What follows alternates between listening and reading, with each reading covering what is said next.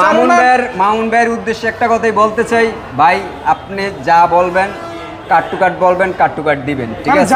আমাদের হ্যাঁ যা দিতে চাইবেন তাই দিবেন, কিন্তু আমাদেরকে মানে একটা মন ভাঙলে এত কষ্ট লাগে, একটা মানে একটা প্রেমের ছেঁকা খাইলে এত কষ্ট লাগে না, আমাদের মনটা ভাঙলে কষ্ট লাগে, সত্যি কথা ভাই। এই যে আরিয়ানের কথা বলি, নর্মাল এক্সপ্রেস দিয়ে মনে করেন না ওই আমার একটা ভিডিও বানাইছি যে শাকিব খান এমন একটা সুপারস্টার হয়ে গেছে, আর ভক্ত ধরিয়ে গেছে, ভক্তরা সান্ত্বনা দিব, ভক্তরা সান্ত্বনা না দিয়া সিকিউরিটি গার্ড দূর করে তারাই দিছে।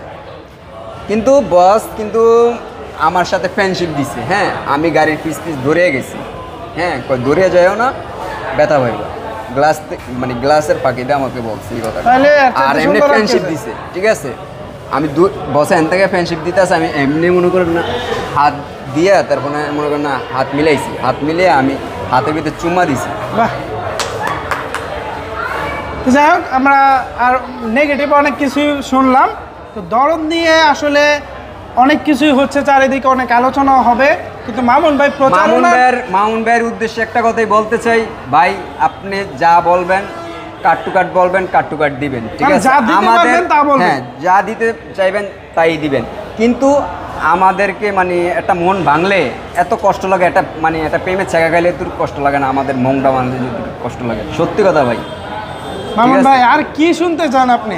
প্রেমের ছেঁকা খাইলেও অতটা কষ্ট লাগে না, মন ভাঙলে যতটা কষ্ট লাগে। আর আপনার সিনেমা যদি 15 নভেম্বর আসে, যা প্রচারণা করার লাগে আমরা সিনেমা হলে গিয়ে দেখলে প্রচারণা করবো, ইন্টারভিউ লাগে, গান কিনবে এগুলো যদি, আর গানগুলো আপনি যে সময় মানে অফিসিয়ালি জানাবেন যে এই সময় আসবে ওই সময়ই দিবেন, ওই যে একদিন পরে 2 দিন পরে দিয়েন না, মন নষ্ট করেন না। কিন্তু আপনারা কিন্তু ভালো জানতাম, কিন্তু আপনি যে এরকম কারণে আপনারা অনেক ভালো জানি না, ঠিক আছে? মানে মন থেকে উঠতে গেছেন আর কি, বসের জন্য আপনারা অনেক রাখছি লিস্টে, ঠিক আছে? না রাখতাম না। যাক, দরদ নিয়ে যদি সাকিবিয়ানদের উদ্দেশ্যে কিছু বলতে চান? সাকিবিয়ানদের উদ্দেশ্যে বলতে চাই, যে যেখানে আছেন 15 নভেম্বর দরদ মুভিটা আসবে, যেই সিনেমা আসবে এই সিনেমা হলে দেখেন, ঠিক আছে? একবারের জায়গায় 2বার দেখেন, ভাই বন্ধু আত্মীয় স্বজন গার্লফ্রেন্ড বয়ফ্রেন্ডকে নিয়ে সবাইকে নিয়ে সিনেমাটা বিশেষ করে ওয়াইফকে নিয়ে দেখেন, এরপরে মানে নিজের ছেলেকে মানে সবাইকে নিয়ে, হ্যাঁ মোট কথা পুরো পরিবার নিয়ে একবারের জায়গায় 2বার দেখেন, ঠিক আছে? মনে করেন 2বার দেখলে কি হবে, আমাদের সাকিব বসের সিনেমাটা একটু ব্যবসা সফল হবে, ঠিক আছে? এই যে মনে করেন না তুফান দেখছি 16 বার, ঠিক আছে? 16 বার দেখছি, তাও মনে করেন মন ভরে নাই, ঠিক আছে? কি কারণে দেখছি?